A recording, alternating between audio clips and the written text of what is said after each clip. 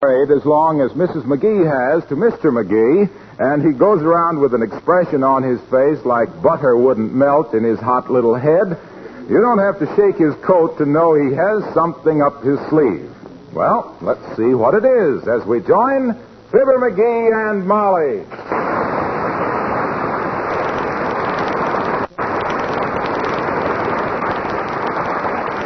All right, sweetheart, I give up. What is it? What? Now, don't be coy, dearie. Tell Muddy your little secret. Well, I've arranged a little surprise for you, Tootsie. You know what day this is? Yes, but I don't know that it has any special significance. Unless Mr. Wyszynski has sent an orchid to Mr. Winchell. So you don't know, eh? No. Gee whiz, Molly. Have you forgot October 7th, 1917? The day I took you to your first big football game? The one I played in? Oh, for goodness sakes, was that the... Is this the anniversary? Well, heavenly days.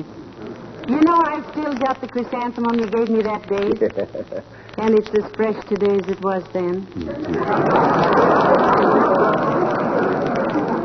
Well, you hang on to it, kiddo. You can't buy them good paper ones anymore.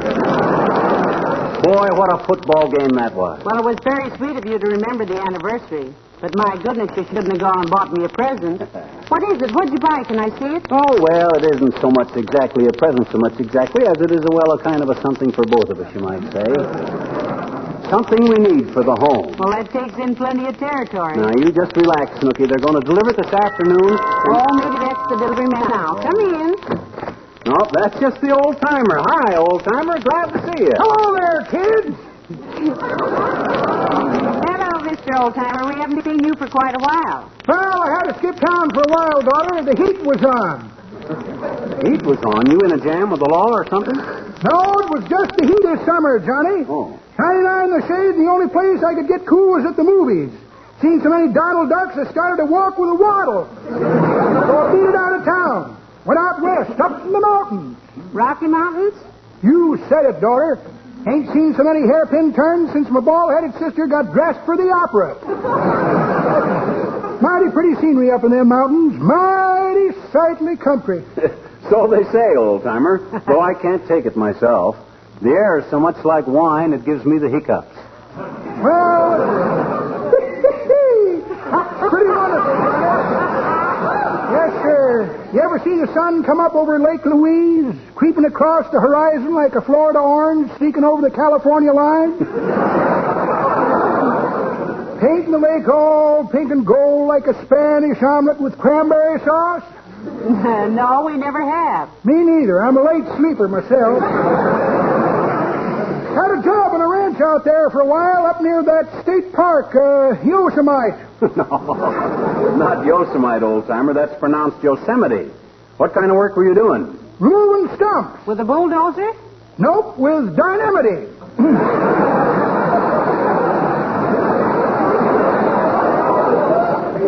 Well, that must have been a nice job for the summer. Oh, I didn't stay with it long, Johnny. Went to San Francisco and got a job writing radio commercials for rhythm chewing tobacco. Rhythm chewing tobacco? Wow, that was something you could really get your teeth into, wasn't it? Yep, wrote one dandy commercial for the rhythm company.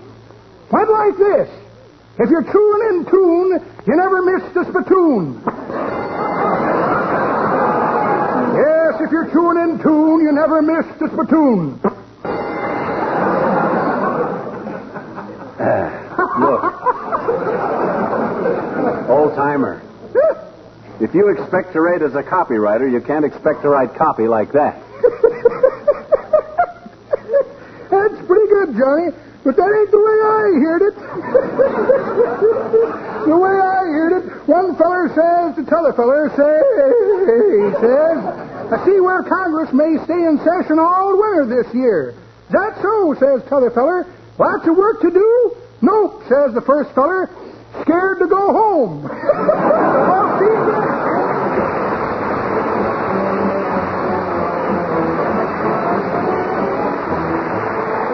Billy Mills in the orchestra. McGee, it's almost 2 o'clock. Are you sure they're going to deliver that this afternoon? Deliver what? Oh, the surprise for Sure. the home. Yeah, sure. They'll deliver today. Now, you just relax, Phil. Relax, the man says. Yes, sir. Heavenly days, how can I relax when I'm so excited? Huh? If I could turn my emotions off and on like that, I'd be doing soap operas. What are we doing? Well, I always was one for the unexpected, kiddo. You know, I'm always... Now, that was unexpected. Come in.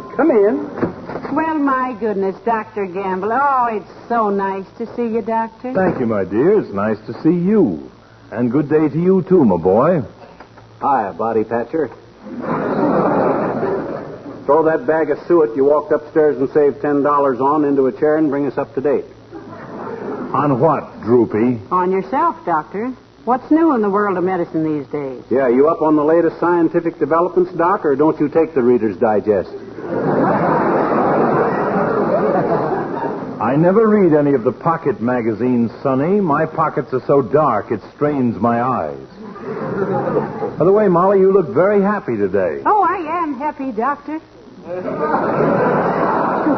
Why shouldn't she be happy? She's got a husband who treats her like a queen, full of thoughtful little gestures, remembers anniversaries and things like that there. This, for instance, Doctor, is the anniversary of the first time he ever took me to a football game. And he remembered it. That's me, just a sentimental fool. Well, I'm glad you told me.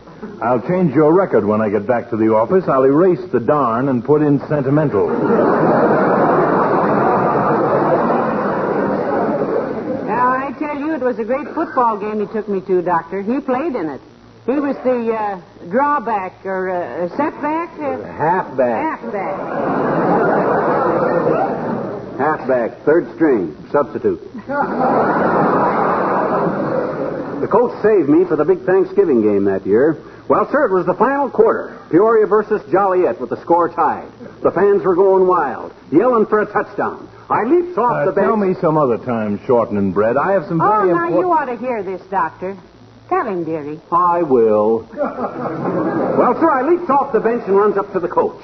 Put me in, coach, I says. He slaps me on the shoulder and says, kind of quiet like, he says, go back and sit down, fathead. And just then, Joliet makes another touchdown with a double wingback formation and a Statue of Liberty play with the left tackle playing defensive on a concealed pass to the right forward. It was crucial. I tell you, I was so excited I started to eat my penitent and wave my hot dog. Uh-huh. Then the coach calls me over. All right, McGee, he says, get in there and win this football game. I throws off my raccoon coat, runs over to the cameramen, poses for a few pictures, and trots out onto the field. The crowd screamed. But he went out anyway. Okay, men, I says, we'll give him the old shoestring play. That's very logical. I don't know anyone with older shoestrings than yours. Well, sir, after the next play, I drifted over to the sidelines and made like I was tying my shoestrings. The opposition team never noticed me. The ball went into play. The captain snaps me a long pass. I leaps into the air, grabs the ball, and takes off for the goal line. Like a bullet. So, what happened, if anything? I got a bad break, Doc. I was so excited I'd accidentally tied my shoestrings together. The first step I took, I went neck over elbow, and by the time I stopped bouncing, I was clear out in the parking lot. They wouldn't let me back in without a ticket, so I grabbed a taxi and went home. He was the talk of the town for 3 weeks after that, Doctor, and I must say you never heard such language. Yes, it's always the little cusses that inspire the big cusses. I remember one time when... That's probably for you, Doctor. Probably. I have my office nurse phone me every hour wherever I am. Gets me out of some very dull parties. Excuse me. Hello, Dr. Gamble speaking. Who? The hospital? Oh, I'm sorry to hear it. I didn't foresee anything like that. I'll be right over. Yes, goodbye. Bad news, Doctor? I'm afraid so. We just lost a patient. Oh. Oh, my gosh, Doc, that's too bad. What happened? He got well. But the breaks of the game, kids. See you later.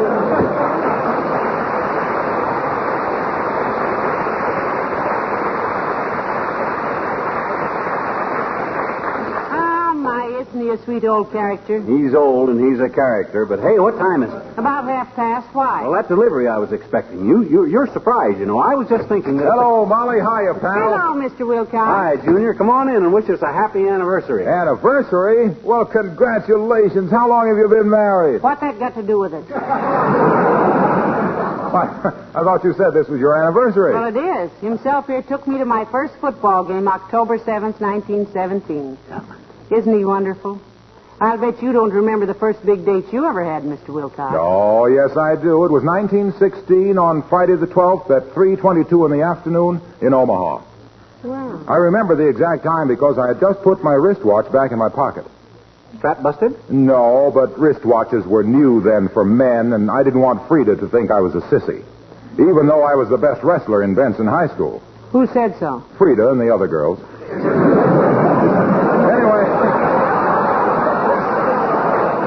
Anyway, there we were in the parlor dancing to the radio. Now, wait a minute. They didn't have radios in 1916. No, Frida did. Her father was rich. Oh.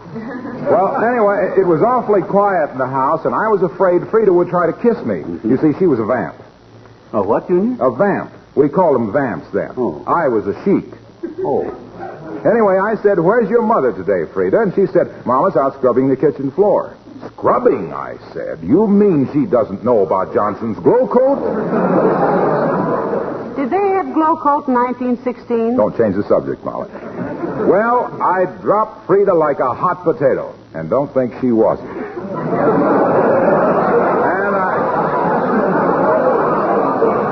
And I dashed out into the kitchen, and there was Frida's mother on her knees scrubbing the linoleum. How horrible. It's the last half of the ninth, folks. No scores yet, and the base is loaded. Wilcox on the mound. He's winding up, and here comes the pitch. Well, for 15 minutes, I stood there telling Frida's mother about Johnson's self-polishing Glow Coat. How it's so easy to use. How you just pour a little out and spread it around, let it dry in 20 minutes or less to a brilliant protective gloss. How it shines as it dries with no rubbing or buffing. How it brings out the beauty and color of the linoleum and makes still things so easy to wipe up. I bet she was really grateful, Mr. Wilcox. Nope, she told me to mind my own business and chased me out of the house. But Frida told me later that she always used Glow Coat after that. Oh, then you did see Frida again. Yes, when I was in uniform. She came to the station to see me off. In uniform, Army or Navy, Mr. Wilcox? Scoutmaster. I was taking a bunch of kids to camp. Well, happy anniversary, folks.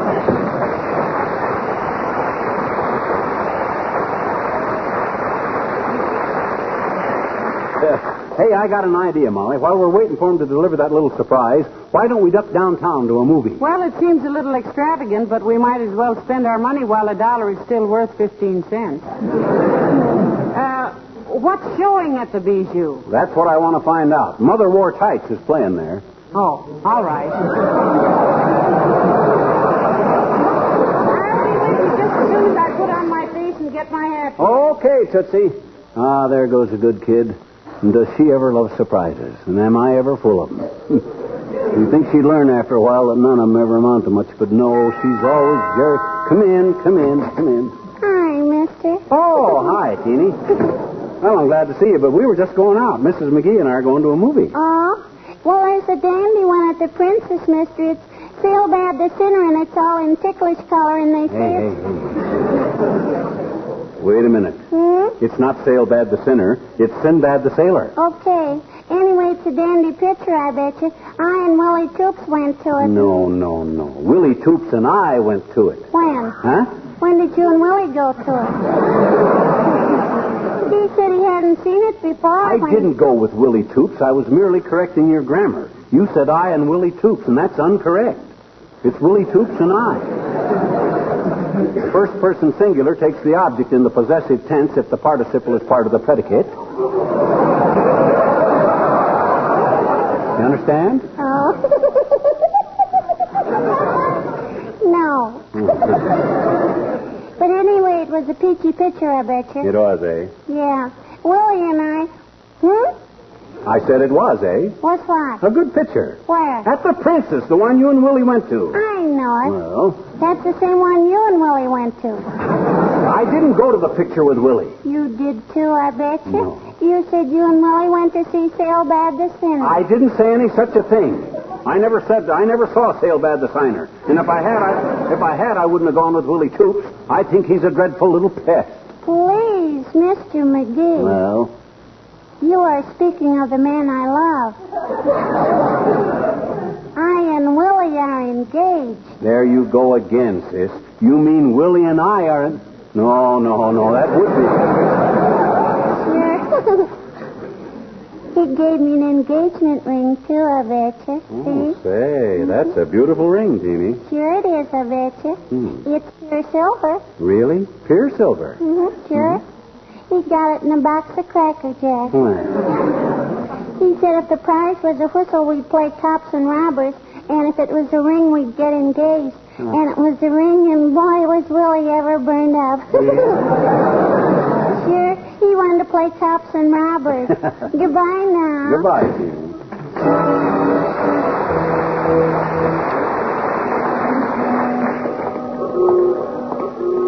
Oh, my, I enjoyed that picture, McGee, that crossfire. Isn't that Bob Ryan wonderful? Oh, he's okay if you like that type. Tall, handsome, curly-haired, rugged, and built like an athlete. Oh, he's such a fine actor, too. He had me simply scared to death. Ah, my gosh, I could have played that role just as well myself if I had all his talent. Just because he... Oh, hey, look who's coming. It's that Williams guy. Williams? Yeah. Oh, the man Dr. Gamble introduced us to in the bank. Yeah. I thought he was a very pleasant... good day, Mr. Williams. What? Oh, how do you do, Mrs. McCabe? McGee is the name, Williams. Remember? We met you in the bank with Doc Gamble the other day. Oh, yes, McGee. Lovely day, isn't it? Yeah. Except that it's a little cool. Although at this time of year, I suppose we must expect a little cool weather. Except that we sometimes get quite a hot spell during our Indian summer. Pardon me for mentioning Indian summer. I didn't intend to inject a racial note into the discussion. Well, that's quite all right, Mr. Williams. We're not Indians. No. Not American Indians, anyway. I'm more of an East Indian. Spent several years in Indochina. Used to travel through the jungle barefooted buying lumber. Bought a lot of teak wood from a Chinese fellow named Chan. The natives all called me the barefoot boy with teak of Chan.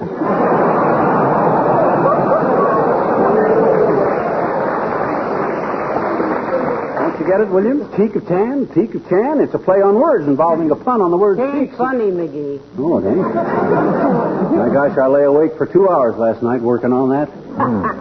I rather enjoyed it myself. Well, thanks. I agree that a pun is sometimes the lowest form of humor, but on the other hand, a clever play on words I find rather amusing. Yeah? In other terms, while I detest puns, I sometimes like them very much. Yes, I see. You live in Wistful Vista, Mr. Williams? Yes, I do, Mrs. McGee. That is, I say I do, although to be strictly truthful, I live just outside of town. I suppose paying taxes here makes me a resident, but on the other hand, I consider myself, by reason of being a suburbanite, not a city dweller. You sure hate to commit yourself, don't you, Si? You in business here? Well, you might say I am, and again, I'd hardly call it being in business. I see. I suppose I might be called a professional man, although some people might find technical objections to the term. I work for the government, in a way. Oh. But more strictly speaking, I am a local employee. Doing what, may we ask? Oh, certainly. I am a meteorologist, otherwise known as the weatherman. Oh. Well, nice to have seen you again. Good day. Probably.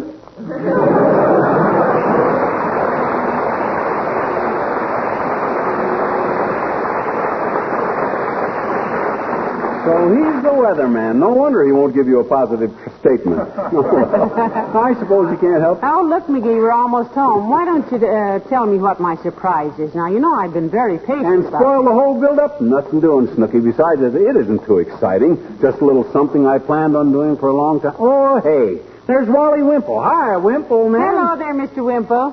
Hello, folks. Been out to school? Been to a movie to kill time, Wimp. I've cooked up a little surprise for my wife, and we didn't want to stick around home. Well, now, isn't that a coincidence? I've cooked up a little surprise for Sweetie Face, too. Yeah? That's my big old wife. Yes, we know. What you got planned, Wimp? Something romantic? Well, I'd hardly say that, Mr. McGee. You see, this is Sweetie Face's birthday, so I wrote a little poem for her. Oh. I'm going downtown now and have it printed. Well, isn't that sweet? I'd forgotten you were a poet, Mr. Wimple. How does the poem go? Yes, recite it, Wimp. All righty. It goes, to Sweetie Face on her birthday. You're 38 today, my dear, and in the very prime of life. As beautiful to me right now as when you first became my wife. How darling. That isn't all, Mrs. McGee. It goes on. Like this. I thought of buying you champagne, but gave that up because I'd hate to spend an evening running round with a great big loaded 38.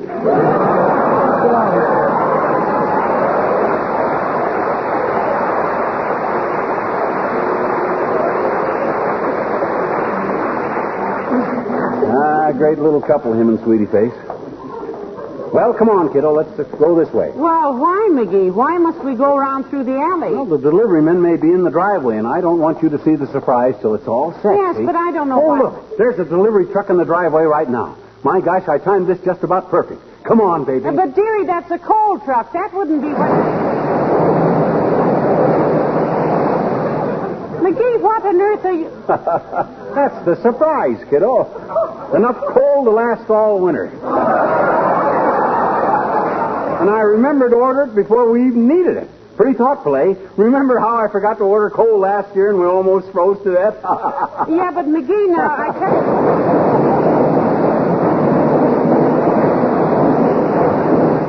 How much more, Joe? That's the last of it, Mr. McGee. 3 truckloads. Ough'll last you the whole winter. Great.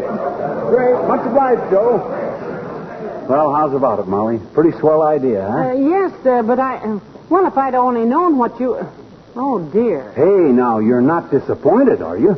Gee whiz, I said it wasn't much, but we needed it. No, dearie, I'm not disappointed about that. It's only that, well, I had a little surprise for you, too, and now I can't show it to you. You did?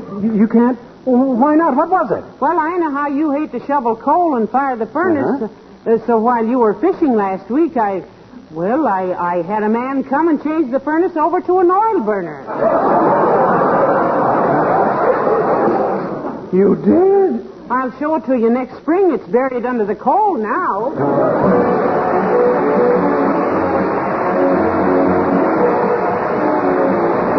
Ladies and gentlemen, it's nice to be back on NBC for Johnson's Wax for another season, and we hope you all enjoyed Fred Waring's wonderful music this summer. Well, we certainly did. You know, Fred's on a different night now, McGee, with a new show. Monday nights for General Electric. General Electric, eh? Well, I'll tune that in. I like to keep up with all the current programs. Didn't you hear me, Molly? I said I like to Yeah, I heard you, dearie. I'm afraid I'm not the only one. Oh, you mean they... Oh, good night. Good night, all.